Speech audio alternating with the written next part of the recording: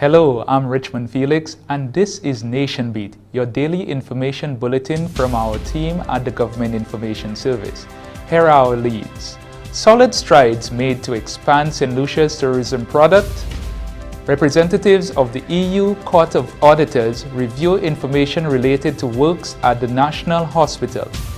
The DPP reaffirms its commitment to ensuring access to justice. And Export Saint Lucia focus on improving the cocoa industries.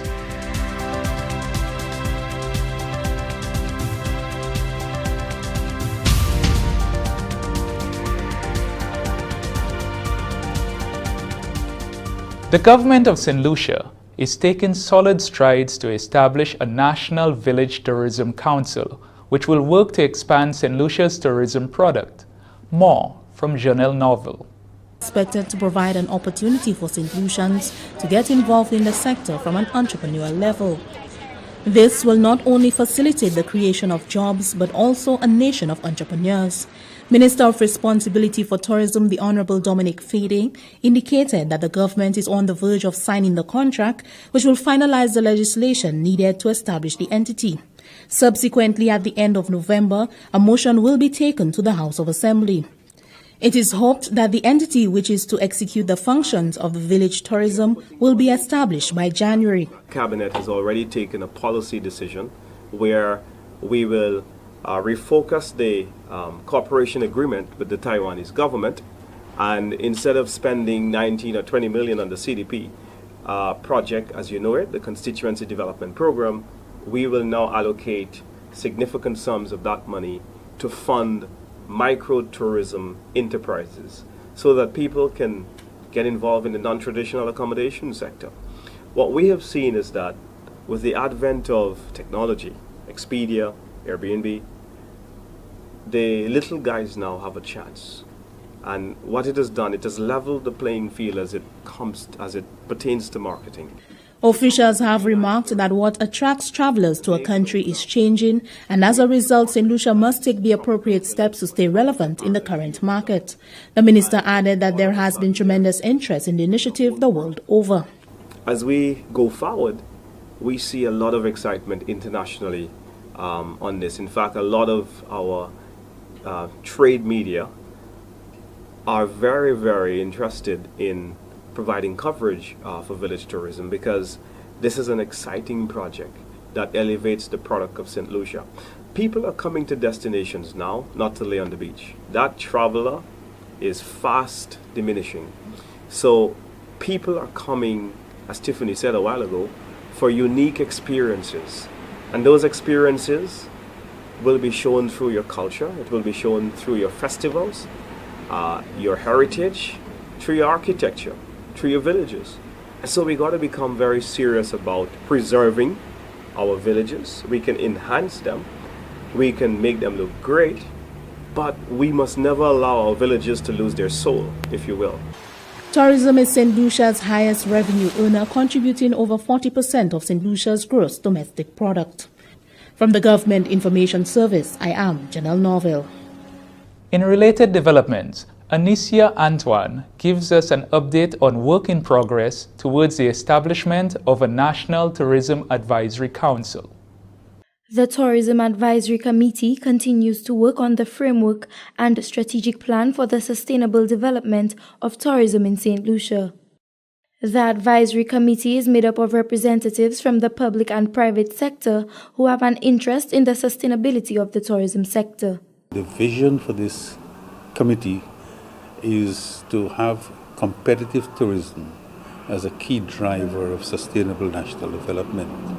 And we need to look at what is happening in that context. There are many players in the tourism sector. You have the hotel sector, you have taxi drivers, tour operators, service providers, and they're all doing their own business.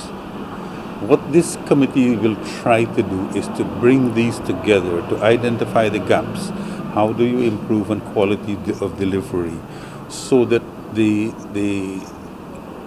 various players can come together in one place to ensure that there is competitiveness and that the benefits of tourism accrue to the population as a whole. Some of the key issues and areas being developed address health and safety, infrastructure, land use policy, and destination experiences development. I think the Tourism Advisory Council is something that is needed for Saint Lucia at this time. We have a great variety or Madrid of companies, entities, institutions in Saint Lucia who one way or the other work with the tourism industry. As we know, tourism is considered one of the mainstay economic sectors for Saint Lucia, and so we all have a part to play in ensuring that it remains competitive, it remains vibrant, and it remains a catalyst for economic development. And so when we come together and we can have one avenue so that we can advise and inform of the various works that our various entities are doing as it relates to tourism, it augurs well for Saint Lucia. At Thursday's session, the group worked on drafting the strategic framework, which includes the visioning, formulating guiding principles, and strategic goals. Next month, the advisory committee will meet to further develop its work program. It is expected that legislation and transition management will be completed by December and the new Tourism Advisory Council fully operational by the end of 2019. From the Government Information Service, I am Anicia Antoine reporting. Meanwhile, the Office of National Authorizing Officer has provided clarification on the presence in Saint Lucia of representatives of the European Court of Auditors. The Court of Auditors are essentially they function like external auditors. The name is a little misleading in that they do not execute any judicial functions. The primary role of the court is to externally check the budget of the European Union and to see whether it has been implemented correctly. And in so doing, they check whether EU funds have been spent legally and with sound management. In this role, the court essentially is performing an independent function, and one of its key roles is to present a report, an annual report, to the European Parliament. And it is based on this report that the European Parliament will make a decision whether or not to sign off the European Commission's handling of the budget for that year. The court, if satisfied, will also send assurances to the Council and Parliament that the EU taxpayers' money is being spent properly. Now, in the case of Saint Lucia, we had a mission in January 2017. And that mission was to undertake a verification exercise as it related to the MOCA project. The auditors expressed its satisfaction with the implementation of the tender and contractual arrangements related to the infrastructural design and works of the MOCA housing project. According to the NAO, the visit is a standard practice in keeping with the principles of accountability and transparency, and is an integral part of the process of monitoring, evaluation, management, and accounting of programs funded under the European Union, African, Caribbean, and Pacific Development Corporation. At this juncture, the auditors will engage in reviewing information related to the design, construction, and supply of equipment to the new National Hospital, otherwise known as the OKEU Hospital. The objective is to ensure that the EU funds are correctly accounted for and spent in accordance with the relevant rules and regulations. Indicative program, under which we received significant amount of grant resources for the new National Hospital, or the Owen King EU National Hospital as it's called. We've also received funds from Stabex going back into the 80s and 90s, and what we call the Special Framework Agreement, the SFAs. The European Union has traditionally been our largest source of donor funds, grant funds. You're watching Nation Beat. We're back with more after this break.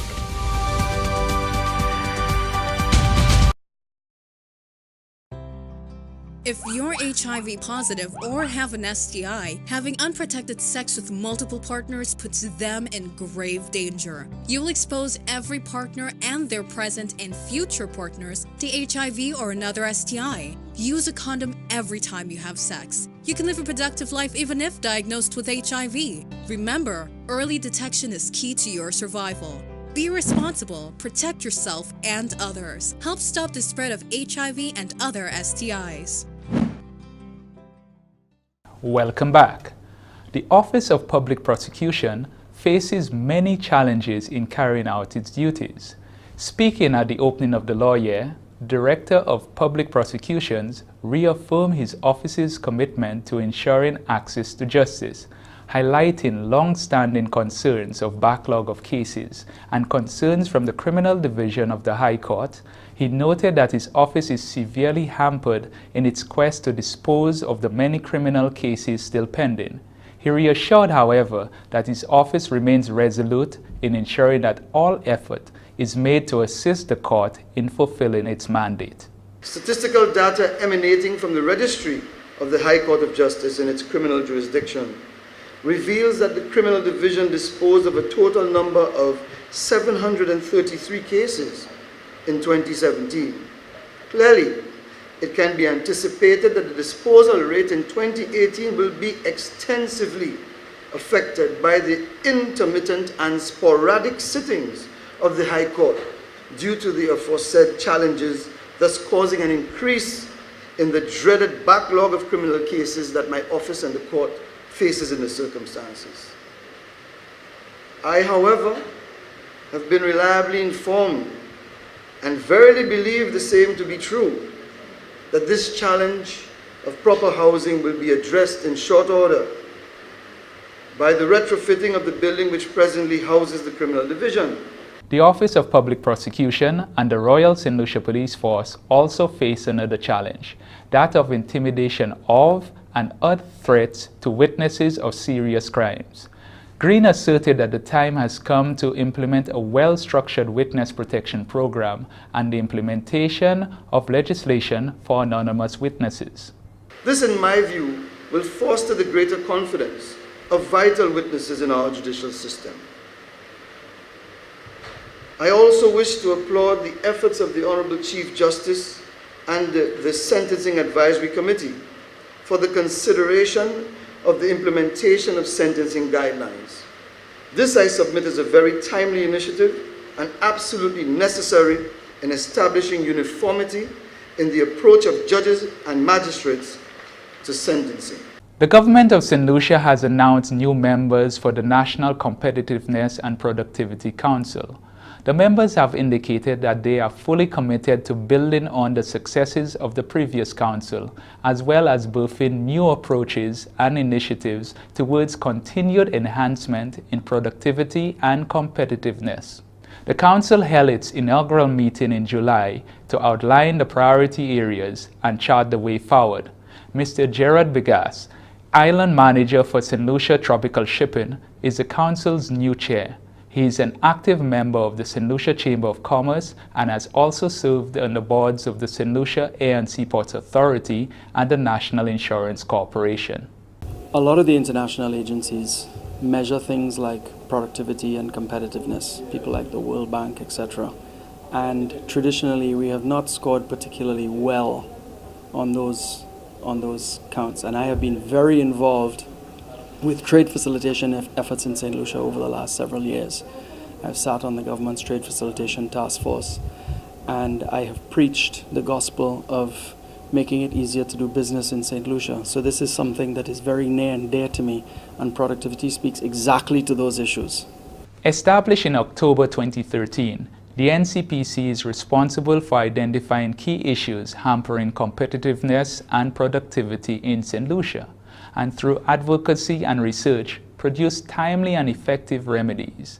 The Council plans to continue its mandate by way of a range of initiatives and programs and through its annual Productivity Awareness Week. Well, the Council has a chock-full work program, so there's a lot on the agenda right now. But I think the key thing here is that we need to walk the walk not just talk the talk. So we need to be better at getting things from the idea stage to implementation. So we implement. Export Saint Lucia says the cocoa industries have a very high export potential. The organization recently submitted a proposal to Compete Caribbean with a view to secure funding for its clients in that endeavor. For example, right now, we know that there is great focus on cocoa, especially cocoa from Saint Lucia, which is considered one of the best in the world because of our volcanic soil and our mountains, etc. And we at TIPA are continually looking for funding areas to support projects that are involved in cocoa. And we recently submitted a proposal to Compete Caribbean to see if we could enhance some of the cocoa industries that we have in Saint Lucia. Such investments are usually undertaken when there is potential that not only benefits the individual, but also has macroeconomic effects on the country. Funding grants mainly assist with the improvement of quality standards. The women in Micoud and in Foasson are companies with export potential. And part of our mandate is to provide training to these exporters to get them on par with international standards. As you know, while we have market access to many of those large markets, market penetration is difficult because of a number of technical barriers to trade. So what we do at TIPA is we enable or we train these exporters to go over those hurdles in terms of the sanitary and phytosanitary issues, getting accepted into the US FDA, etc. We provide that support, we provide training. And that's Nation Beat Thursday. On behalf of the rest of the team, I'm Richmond Felix. Hope you join us again.